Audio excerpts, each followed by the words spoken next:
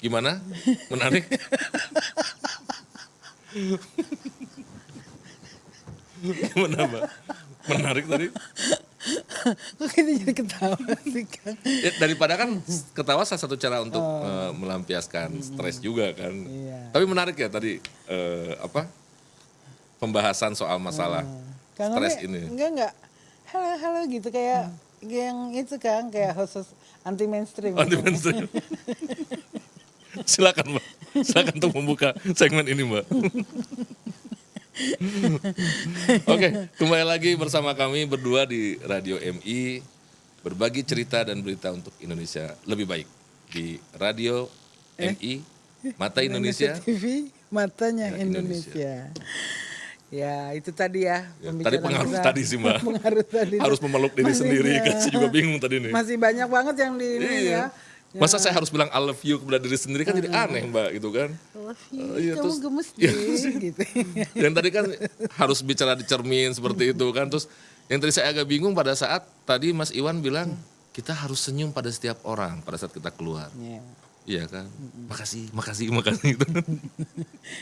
Tapi itu mungkin satu terapi ya, tips-tips dari psikolog. Dan itu tadi yang menarik itu yang tadi 3 poin yang dia bilang jangan pernah kita ucapkan. Oke, apa yang tuh? Saya tahu. Yang saya coba. Sama apa satu lagi tadi tidak mungkin. Kan harus nyoba dulu Mbak. Gak mungkin saya usahain. Bisa. Jadi harus bilang akan saya lakukan. Akan saya lakukan, bukan akan saya coba ya. Try nggak boleh ya. Oke. Gitu, hidup kok dicoba-coba.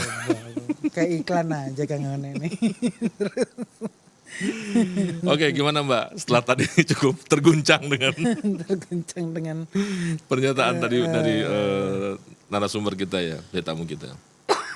Kang, ya. Ini itu BPJS ada kabar apa sih itu Kang? Kok muncul hilang lagi gitu. Itu sebenarnya begini loh, ini coba Kang Ngone deh yang jelasin deh. Jadi soal BPJS ini karena lagi rame sekarang ya, persoalannya kan nih menyangkut masalah kesehatan, Mbak. Kita tahu kan sekarang hampir semua orang menggunakan BPJS ya, apalagi kalau kita bekerja di sebuah perusahaan. Wajib lah perusahaan itu untuk menanggung menjadi atau salah membayarkan satu BPJS. syarat. Satu syarat BPJS ya, hampir itu. semua perusahaan. Kecuali mungkin dia bisnis atau apa ya. Karena memang ini, tapi persoalannya ada persoalan baru pada saat kemudian kemarin tiba-tiba ada usulan untuk menaikkan BPJS.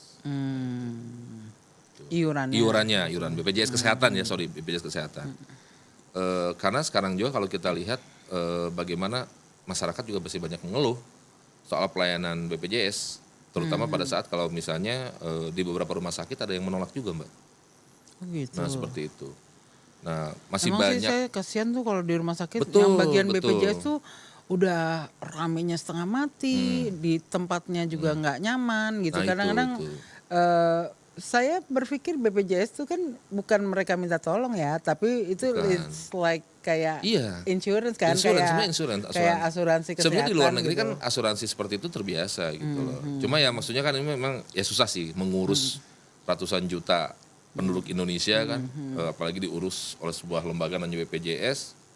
Ya masalahnya kan ya harus ada koneksi lah antara BPJS dengan pihak kedua ya, dalam hal ini rumah sakit atau dokter. Ya ini yang saya lihat sekarang masih ini.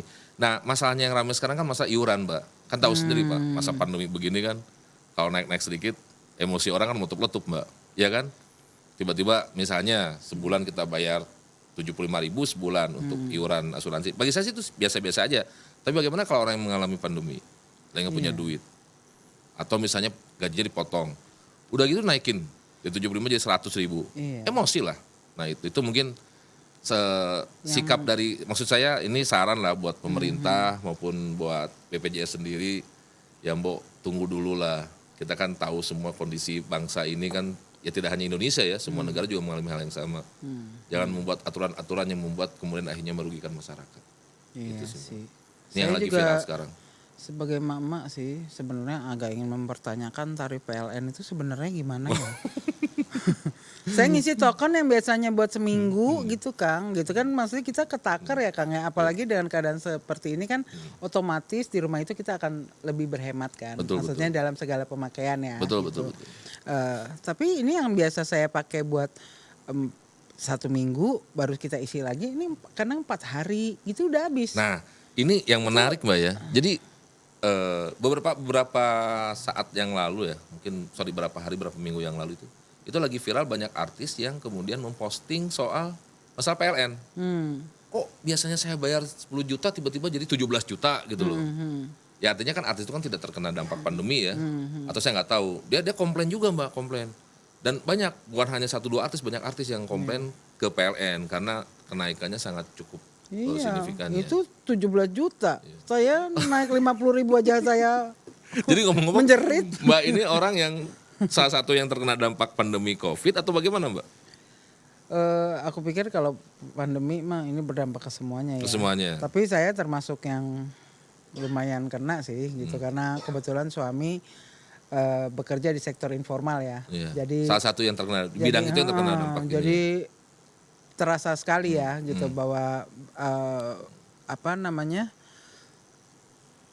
banyak hal yang berubah dan kita Betul. harus menyesuaikan ya gitu. Memang it takes time dan nggak boleh diem aja gitu. Jadi harus oke, ini nggak bisa coba itu, ini nggak bisa coba itu gitu. Nggak pernah berhenti untuk Betul. kita coba. Apalagi kalau gitu. tadi dikaitkan dengan omongannya Mas Iwan tadi ya, psikiater tadi yang ya kita terbiasa dengan zona nyaman, terus kemudian pada saat ada pandemi ini kan sudah ada loncatan yang luar biasa. Dan memang kalau kita hitung kemarin di bersama pakar tuh Mbak, 90% perekonomian Indonesia kan drop ya. Iya, iya. Kecuali mungkin pegawai negeri, dalam hal ini profesi-profesi tertentu yang mungkin tidak mengalami pandemi ya. Kalau pegawai negeri kan gajinya tidak mungkin berkurang kan. Iya, iya. Tapi kalau misalnya orang-orang yang bergerak di bidang jasa, misalnya orang-orang yang bergerak di bidang ini kan juga berkurang. Gitu loh. Tapi ada gitu kan yang bidang-bidang yang nggak terkena pandemi Saya ada pikir ya? masih ada. Perkebunan itu termasuk bidang yang tidak terkena pandemi karena ya tidak berpengaruh kan. Karena tidak ada kerumunan orang di situ kan. Oh iya. Ya perkebunan, pertanian ya. tetap berjalan. Coba mungkin distribusinya Iya, yang iya. berpengaruh ya. Tapi menurut saya juga tidak terlalu signifikan lah. Sama ini apa mungkin yang menyangkut hajat orang banyak kali ya, Ya, kayak ya makanan lah masih jalan. ya kan. Sebenarnya bidang jasa sih yang paling banyak terpukul ya. Bidang Iya, jasa atau ya mungkin yang menyangkut hubungan dengan manusia juga. Jasa kepada manusia gitu loh. Karena banyak yang terkena. Tapi kalau misalnya kayak perkebunan, pertanian tuh ya, saya pikir ya. Sama ini kali ya, perusahaan-perusahaan yang startup gitu kali Ya, ya. ya karena kan itu yang paling itu terkena. juga. Karena kan jasanya juga mulai berkurang kan. Orang juga sekarang kan harus Enggak, maksudnya startup itu justru mungkin banyak yang dipakai tuh Kang, aplikasi-aplikasi baru. tapi Bisnis-bisnis yang menyangkut dengan aplikasi dan kemarin internet itu saya gimana baca tuh? risetnya Kata Data Insight ya, itu ada Ternyata sekitar enggak? itu di Indonesia ada berapa startup yang hancur gara-gara pandemi ini. Gitu Ada ya. berapa startup yang hancur. Oke. Aku Ya, pikir karena TikTok booming, Zoom booming. Mungkin semua. ada beberapa perusahaan startup yang mungkin bisa. Tapi kalau menurut saya sih ini wajar-wajar aja lah. Karena kan sekali lagi perusahaan startup itu kan dari berbagai aspek ya. Tidak siap juga menghadapi hal-hal seperti ini. Tidak hanya pandemi ya. Jadi kalau menurut saya pada saat kemudian kemarin ada beberapa survei mengatakan bahwa ada beberapa perusahaan startup hancur. Saya pikir ya itu hal-hal yang normal gitu. Tapi kalau kaitkan dengan pandemi mungkin tidak hanya perusahaan startup. Perusahaan-perusahaan besar. Sebesar apapun bisa ada yang hancur. Berapa perusahaan. Termasuk restoran loh Mbak. Setahu saya kemarin itu sudah menutup berapa gerai gitu loh. Banyak kok Kang. Banyak ya, Dia KFC lumayan ini. sampai 1.000 kok. Maksudnya pegawainya yang akhirnya dilepas. Saya itu hampir setiap hari Mbak, kami di Mata Indonesia News itu menulis berita soal PHK. Setiap hari PHK di perusahaan ini, PHK di perusahaan mobil, PHK di perusahaan motor. Dan jumlahnya nggak 1-2 Mbak, ribuan di seluruh dunia gitu loh, termasuk Indonesia. Tapi memang kalau saya perhatikan kalau namanya perkebunan, terus jasa-jasa yang berhubungan dengan makanan, enggak Mbak. Lebih stabil. Kalaupun makanan misalnya kayak itu lebih ke restorannya, bukan ke produknya gitu loh. Karena kan orang juga dilarang untuk datang ke sana sehingga berkurang.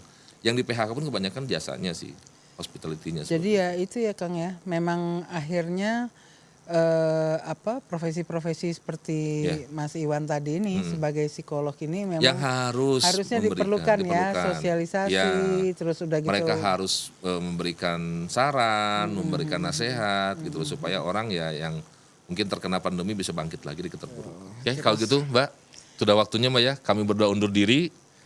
Jangan lupa untuk cuci tangan, pakai masker dan jaga jarak dan patuhi protokol kesehatan. positive thinking, Ya. selalu bahagia, ya kan? Self love, Self love dan salam sehat. salam sehat. Bye. Bye.